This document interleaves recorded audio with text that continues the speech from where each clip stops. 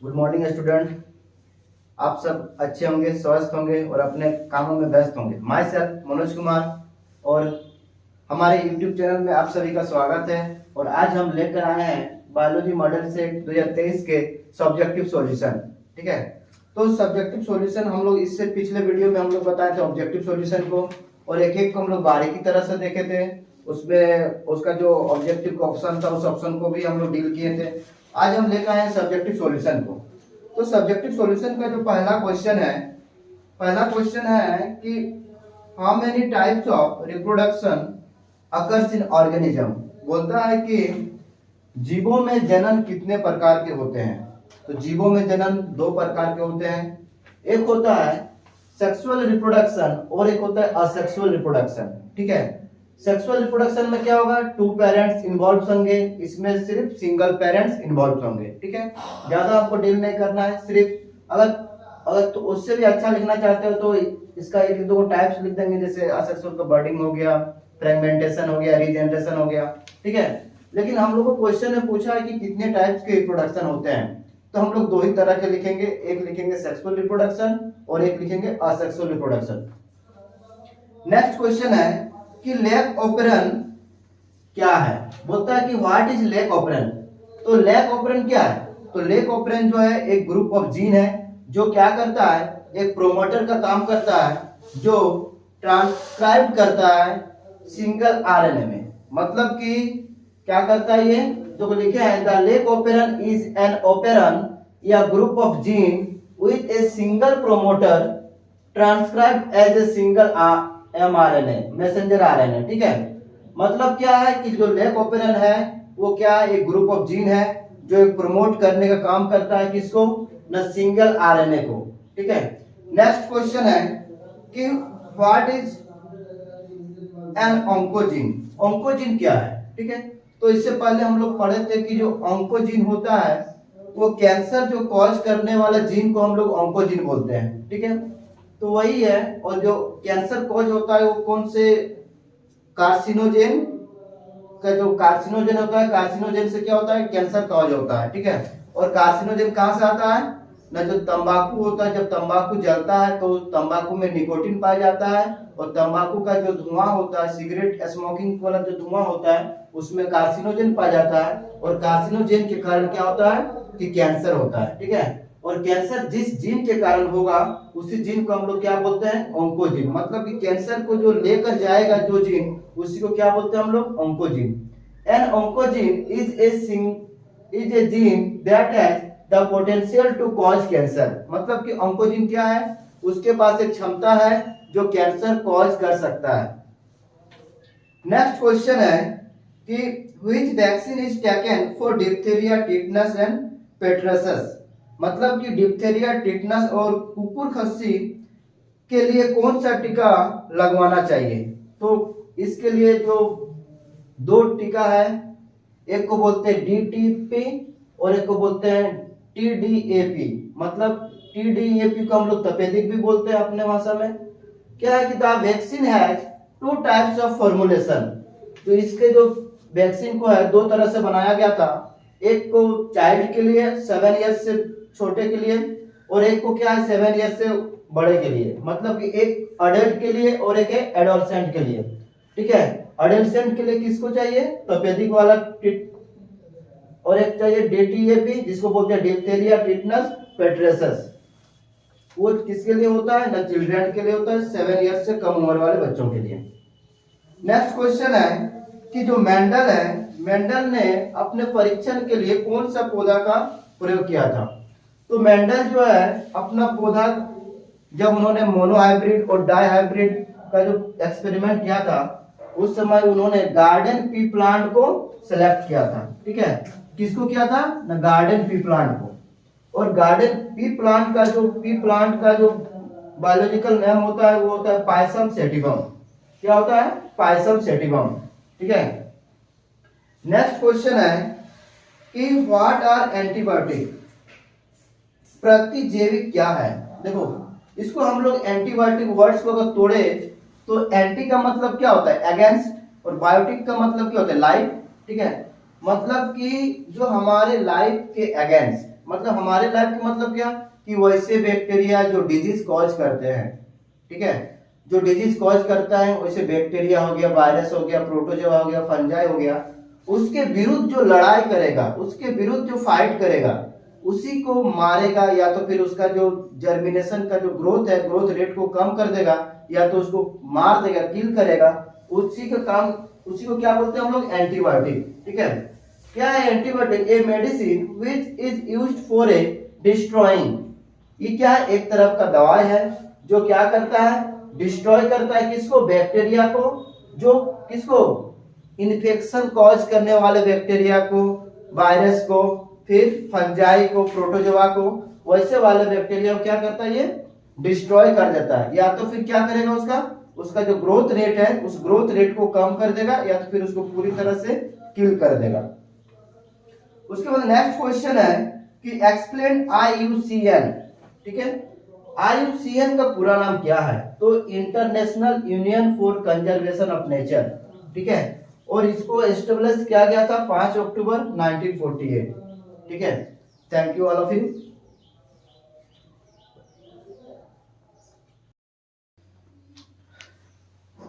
Next question जो 3 marks का है, पहला क्वेश्चन है what are the difference between test cross and back cross.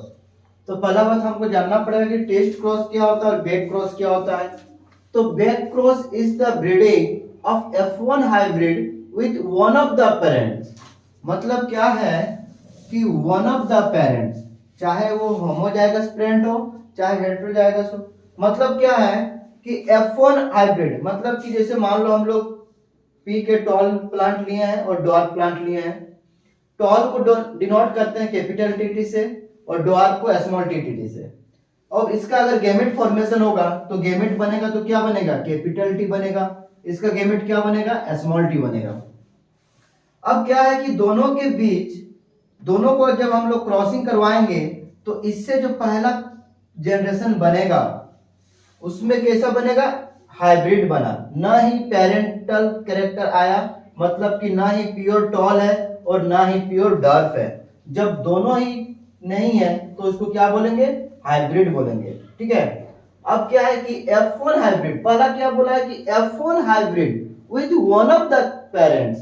मतलब कि जब F1 हाइब्रिड को कोई भी पेरेंट के साथ, मतलब कि टॉल के साथ चाहे डॉर्फ के साथ, कोई भी पेरेंट के साथ जब उसको ब्रीडिंग करवाएंगे तो उसी को बोलते हैं बैक क्रॉस। मतलब क्या है कि F1 को हम लोग, चाहे हम लोग एक बार लिए हैं डॉर्फ लिए हैं तो एक बार टॉल भी लिए हैं, दोनों में कोई भी पेरेंटल कैरेक्टर को हम लोग लेके, चाहे एक रिसेसिव हो चाहे क्या डोमिनेंट कैरेक्टर, दोनों में से कोई भी कैरेक्टर को लेके हम लोग उसको ब्रीडिंग करवा सकते हैं। जब दोनों में कोई भी ले सकते हैं उसी को क्या बोलते हैं, बैक क्रॉस। ठीक है, मतलब बैक क्रॉस में क्या होगा कि जो F1 हाइब्रिड है, ये पहला जनरेशन है, उसको हम लोग कोई भी पेरेंटल, चाहे डोमिनेंट वाला हो चाहे रिसेसिव वाला हो, ठीक है, दोनों में से कोई भी के साथ हम लोग अगर इसको ब्रीडिंग करवाते हैं उसी को बोलते हैं बैक क्रॉस। ठीक है, उसके बाद क्या है कि बैक क्रॉस, उसका टेस्ट क्रॉस क्या होता है कि test cross is the breeding of dominant phenotype with recessive phenotype, या फिर हम लोग बोल सकते हैं रिसेसिव पेरेंट। मतलब कि इसमें क्या होगा कि जो F1 हाइब्रिड मिलेगा हमको, F1 हाइब्रिड को हम लोग ब्रीडिंग करवाएंगे किसके साथ, रिसेसिव पेरेंट के साथ। ठीक है, रिसेसिव पेरेंट्स का मतलब क्या हो गया, ये वाला रिसेसिव पेरेंट हो गया। तो रिसेसिव पेरेंट के साथ जब उसको हम लोग डोमिनेंट वाला को या फिर F1 हाइब्रिड जो हमको मिला उसको जब हम लोग रिसेसिव पेरेंट के साथ क्रॉसिंग करवाएंगे तो उसी को बोलते हैं टेस्ट क्रॉस। मतलब क्या है कि all test cross are back cross, मतलब कि सभी टेस्ट क्रॉस बैक क्रॉस हो सकता है लेकिन सभी बैक क्रॉस टेस्ट क्रॉस नहीं हो सकता है। क्यों नहीं हो सकता है कि जो टेस्ट क्रॉस में क्या है कि डॉर्फ को ले रहे हैं, ओनली फॉर किसको ले रहे हैं, रिसेसिव पेरेंट्स को ले रहे हैं, लेकिन इसमें तो हम लोग दोनों ले रहे हैं ना, तो दोनों ले रहे हैं तो क्या बैक क्रॉस टेस्ट क्रॉस हो सकता है, नहीं हो सकता है। लेकिन टेस्ट क्रॉस क्या है कि बैक क्रॉस हो सकता है। ठीक है, नेक्स्ट क्या है कि F1 hybrid is cross with either homozygous dominant और heterozygous genotype is back cross.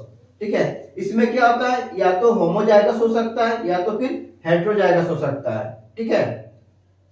Homozygous का मतलब क्या है कि जब ये क्या है, होमोजाइगस है, और अगर ये क्या है, हेटेरोजाइगस है, क्योंकि दोनों एलील क्या है, सिमिलर है। इसमें एक एलील कैपिटल में है, एक डोमिनेंट है और एक रिसेसिव है, इसलिए इसको क्या बोलेंगे, हेटेरोजाइगस। और इसको क्या बोलेंगे, होमोजाइगस। इसको भी क्या बोलेंगे, होमोजाइगस, ठीक है। तो नेक्स्ट क्वेश्चन देखते हैं।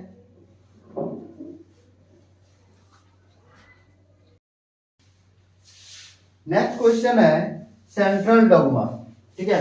तो सेंट्रल डोग्मा का मतलब क्या है कि ये जो सेंट्रल डोग्मा है हम लोग पढ़ेंगे मॉलिक्यूलर बायोलॉजी में, जिसमें डीएनए से आरएनए, आरएनए से प्रोटीन, मतलब कि जो हम लोग का जेनेटिक इंफॉर्मेशन होता है, जो मम्मी पापा का जो गुण होता है, ठीक है, वो बच्चों तक इनहेरिटेंस कैसे होता है, उसको कौन लेकर जाता है, कैसे जाता है, उसी चीज को इसमें पढ़ना है। तो लिखा हुआ है कि the central dogma of A molecular biology is a theory starting that genetic information, मतलब कि जो अनुवांशिक गुण होता है उस गुण को वो कैसे फॉलो होता है डीएनए से आरएनए में, आरएनए से प्रोटीन में, ठीक है। तो उसी को हम लोग क्या बोलते हैं, सेंट्रल डोग्मा। तो क्या होता है कि जब डीएनए अपना कॉपी बनाएगा, जब डीएनए अपना कॉपी बनाएगा, मतलब कि क्या है कि जब डीएनए ही क्या करेगा, अपना ही डीएनए बनाएगा, मतलब अपना कॉपी करेगा, मतलब कि डीएनए से डीएनए बनने का प्रोसेस को क्या बोलते हैं हम लोग, रेप्लिकेशन। क्या बोलते हैं, रेप्लिकेशन। तो उसके बाद क्या है कि डीएनए से आरएनए बन रहा है फिर, तो डीएनए से आरएनए बनने का प्रोसेस को, इससे हम लोग का जो ऑब्जेक्टिव क्वेश्चन में भी यही क्वेश्चन पूछा हुआ था कि DNA are formed from RNA molecules is called, ठीक है। तो डीएनए से आरएनए बनने का प्रोसेस को क्या बोलते हैं हम लोग, ट्रांसक्रिप्शन। क्या बोलते हैं, ट्रांसक्रिप्शन।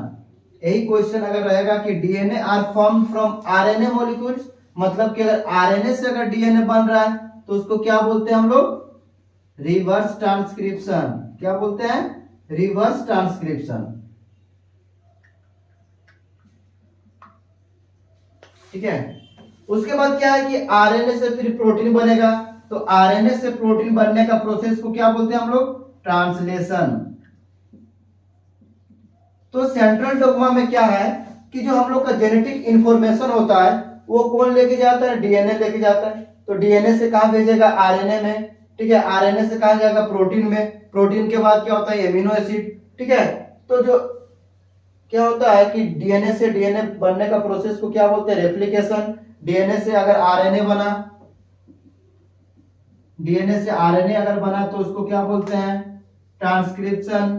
और अगर आरएनए से प्रोटीन बनेगा तो उसको क्या बोलते हैं, ट्रांसलेशन। ये तरफ ये भी आया है, ये इससे ऑब्जेक्टिव क्वेश्चन एक भिड़ जाएगा, ठीक है। इसको क्या बोलते हैं, ट्रांसक्रिप्शन, इसको बोलते हैं ट्रांसलेशन।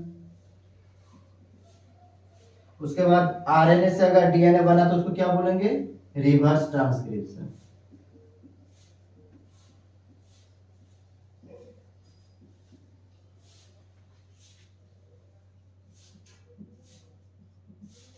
ठीक है।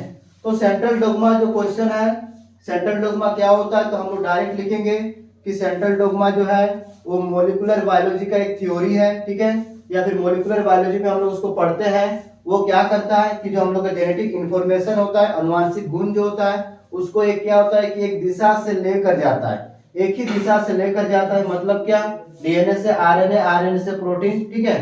तो इसी को बोलते हैं सेंट्रल डोग्मा, ठीक है। नेक्स्ट क्वेश्चन देखते हैं हम लोग। नेक्स्ट क्वेश्चन है कि what are the difference between homologous and analogous organ, give example, ठीक है। बोलता है कि समजात अंग एवं असमजात अंग में क्या अंतर है, उदाहरण दे, ठीक है। तो होमोलोगस ऑर्गन क्या है कि देखो होमो का मतलब क्या होता है, सिमिलर, ठीक है, और एना का मतलब होता है डिसिमिलर, मतलब कि वैसे ऑर्गन जिसका अंग क्या होगा, सिमिलर एनाटॉमी होगा, मतलब कि उसका संरचना क्या होगा, सिमिलर होगा, ठीक है, संरचना सिमिलर होगा, लेकिन क्या होगा, फंक्शन अलग अलग होगा, ठीक है।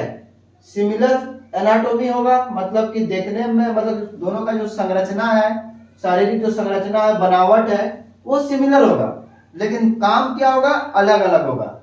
एनालॉगस में क्या है कि देखने में क्या होगा, अलग अलग होगा, ठीक है, मतलब उसका जो शारीरिक अंग का जो बनावट है वो अलग अलग होंगे, लेकिन उसका जो फंक्शन है वो क्या होगा, सिमिलर होगा, ठीक है। नेक्स्ट है कि develops in the related species, जो ये होमोलोगस ऑर्गन होते हैं वो डेवलप्स होते हैं किससे, अपने रिलेटेड स्पीसीज से, ठीक है, किससे, अपने रिलेटेड स्पीसीज से। जैसे हम लोग होमोसेपियंस हो गया, तो हम लोग का रिलेटेड एंसेस्टर कौन है, गोरिल्ला हो गया, ओरांगुटान हो गया, मंकी हो गया, ठीक है। तो हम लोग क्या है, इन लोग से धीरे धीरे क्या हो गए, डेवलप हुए हैं। तो इसी तरह क्या है कि जो होमोलोगस ऑर्गन भी होगा वो डेवलप किससे होगा, अपना रिलेटेड स्पीसीज से होगा, ठीक है।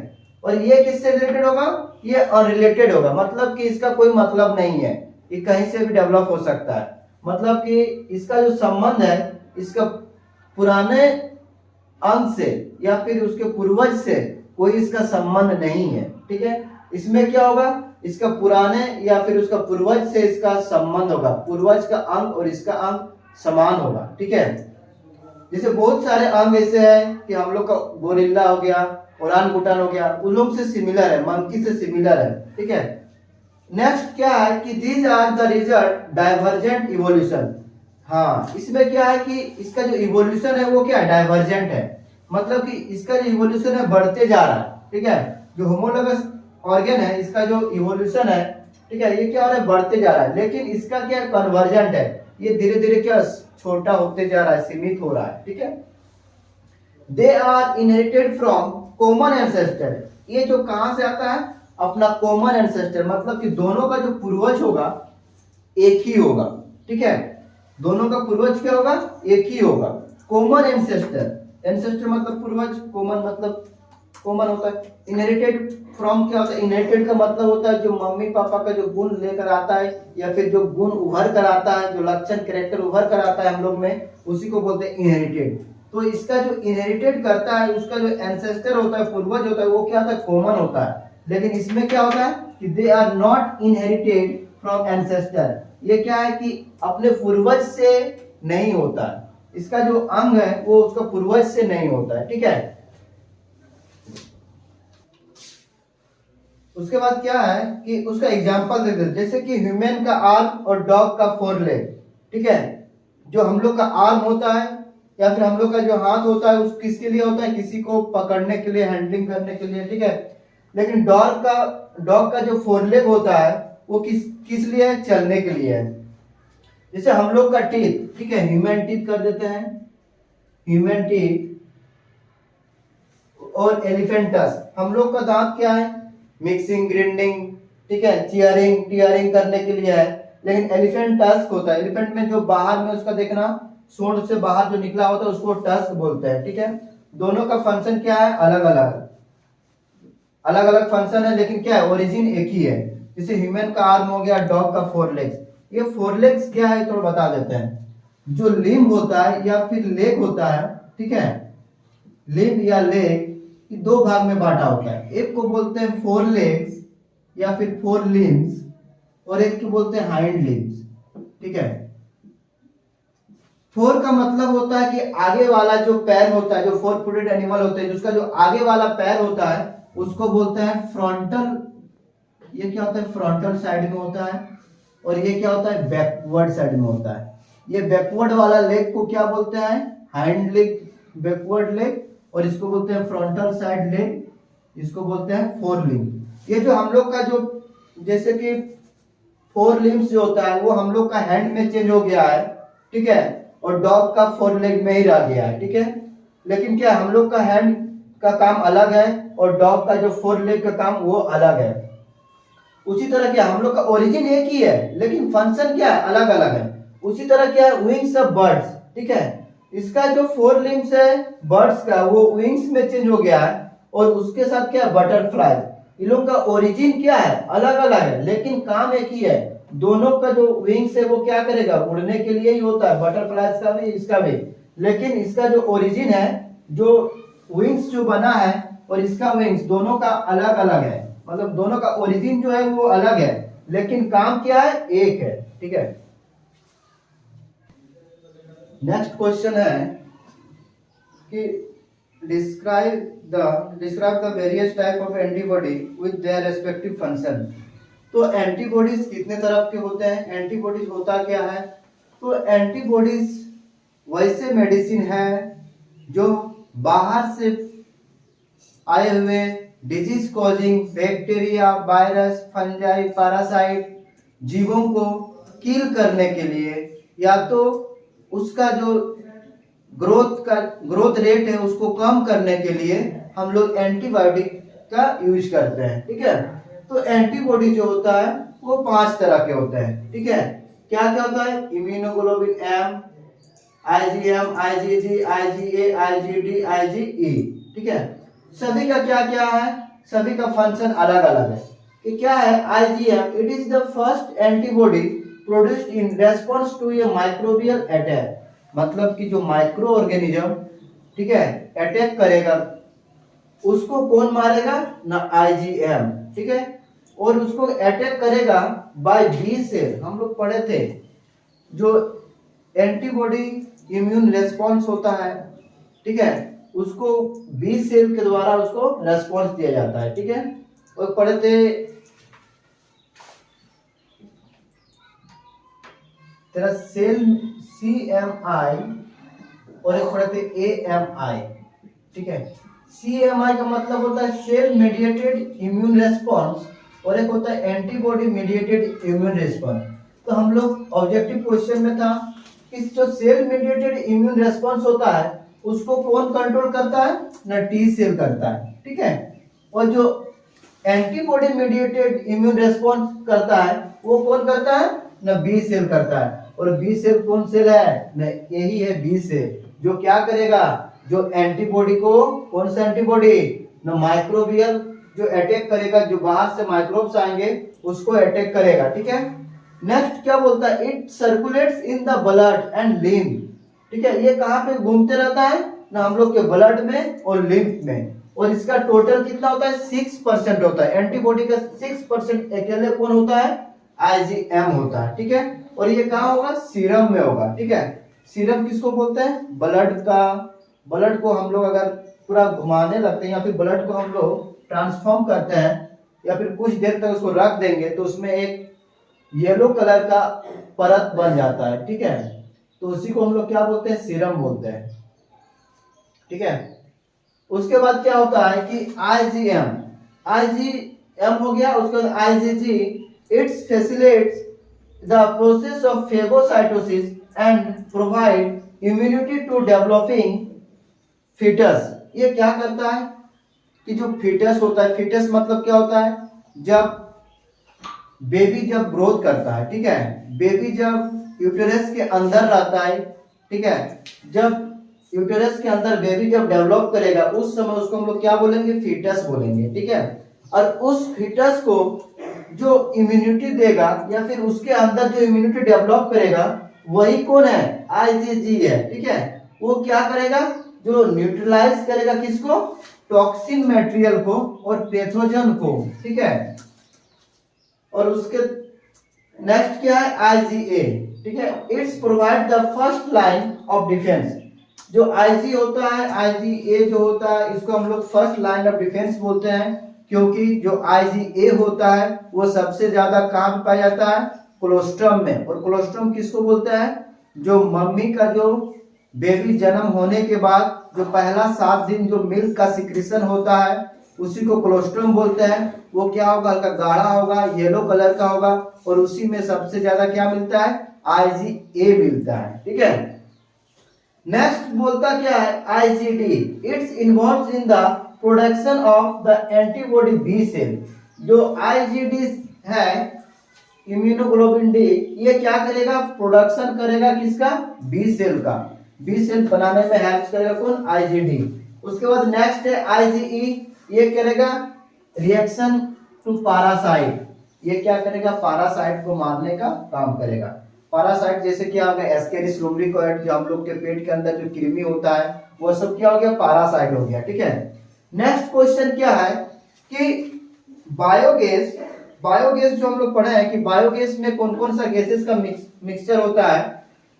तो बोलता है कि बायोगैस जो होता है उसमें मीथेन और CO2, मेनली क्या मीथेन और CO2 से बना होता है क्या बायोगैस। और बायोगैस क्या होता है उसी को हम लोग गोबर गैस भी बोलते हैं, ठीक है। और ये कैसे बनता है, जो डंक हो गया ना, केटल का डंक हो गया, उसी डंक से कौन सा गैस बनता है, मीथेन गैस बनता है। और उसका काम किस लिए है, कुकिंग के लिए, हीटिंग के लिए, इलेक्ट्रिसिटी जनरेशन के लिए और ट्रांसपोर्ट ऑफ फ्यूल के लिए, ठीक है। नेक्स्ट क्वेश्चन देखते हैं। नेक्स्ट क्वेश्चन है क्वेश्चन नंबर 6। और क्वेश्चन नंबर 6 बोलता है फिल इन द ब्लैंक्स। बोलता है कि the pyramid of dash is always upright. बोलता है कि डैश पिरामिड हमेशा सीधा होता है, मतलब कि ऐसे पिरामिड कौन सा बनता है, ठीक है। इसको क्या बोलते हैं, ऑलवेज अपराइट। ये सब क्या होगा, ट्रॉफिक लेवल हो गया। तो कौन सा होगा, एनर्जी पिरामिड। पहला वाला का क्या होगा, एनर्जी पिरामिड, ठीक है। फिल इन द ब्लैंक्स का ए नंबर में क्या होगा, एनर्जी पिरामिड, ठीक है। नेक्स्ट क्वेश्चन है बी नंबर। बोलता है कि gas leak in Bhopal gas tragedy was, मतलब कि भोपाल गैस त्रासदी जो हुआ था उसमें कौन सा गैस का रिसाव हुआ था, कौन सा हुआ था, मिथाइल आइसोसाइनाइड, ठीक है, मिथाइल आइसोसाइनाइड। सी नंबर है 8 स्टैंड फॉर, ठीक है, या फिर बोल रहा है कि एड्स का पूरा नाम लिखना है। तो एड्स का पूरा नाम लोग जानते हैं, acquired immuno deficiency syndrome. Next question number 7 है। क्वेश्चन नंबर 7 है मैच द फ्लोइंग। तो क्या बोला है, एक है प्लाज्मिड है, दूसरा है रेस्ट्रिक्शन एंजाइम है,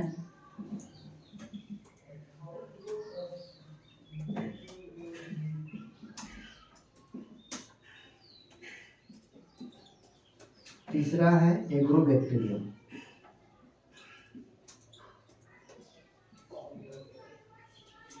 एग्रोबैक्टीरियम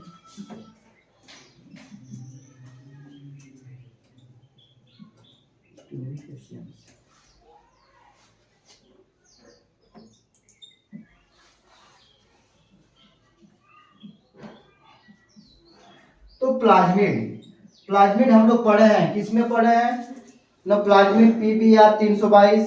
तो प्लाज्मिड क्या होता है ना, एक्स्ट्रा क्रोमोसोमल DNA होता है। तो जहां भी होगा एक्स्ट्रा क्रोमोसोमल DNA तो इसको किसके साथ मिलाएंगे ना, एक्स्ट्रा क्रोमोसोमल DNA, ठीक है।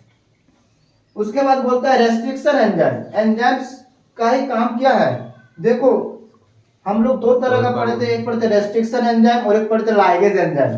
तो रेस्ट्रिक्शन एंजाइम का काम है काटने के लिए, ठीक है, और लाइगेज एंजाइम का काम क्या है, जोड़ने के लिए है। तो देखो क्लीवेज DNA, तो जाहिर सी बात है क्लीवेज का मतलब होता है टूटना, तो यहाँ पे क्या होगा, क्लीवेज DNA।